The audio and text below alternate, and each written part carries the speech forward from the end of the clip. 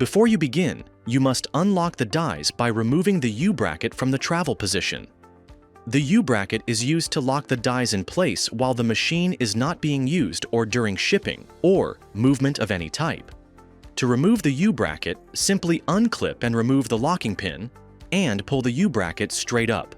Then place it in the storage sleeve on the side of the table as shown.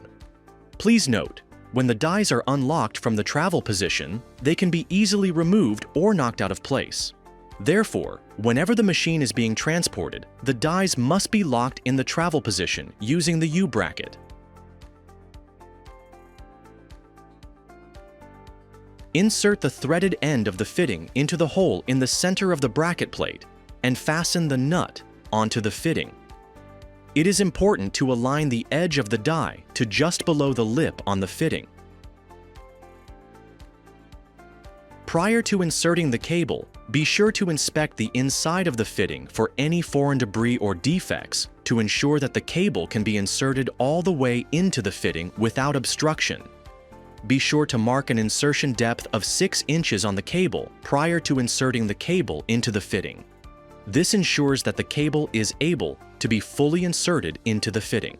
Place the yellow wrench, which can be found in the sidearm of the table, into the nut located on the die plate as shown. To operate the machine, first, place the switch in the on position. While applying pressure to the yellow wrench, move the hydraulic lever to the 3/4 position. Once the plate has begun to pull the fitting, you will need to move the hydraulic lever into the full position. After you have engaged the pump into the full position, you may now remove the wrench while the machine completes the process.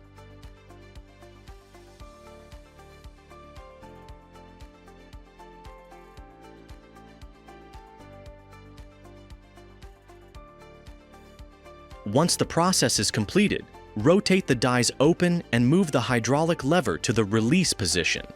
This will allow you to remove the completed fitting.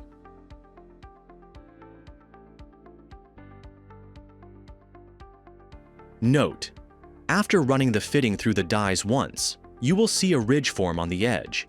This is normal and only one pass is needed. The total process start to finish should take about 30 seconds. If you have any questions, please call the Gibraltar offices at 833-715-0810.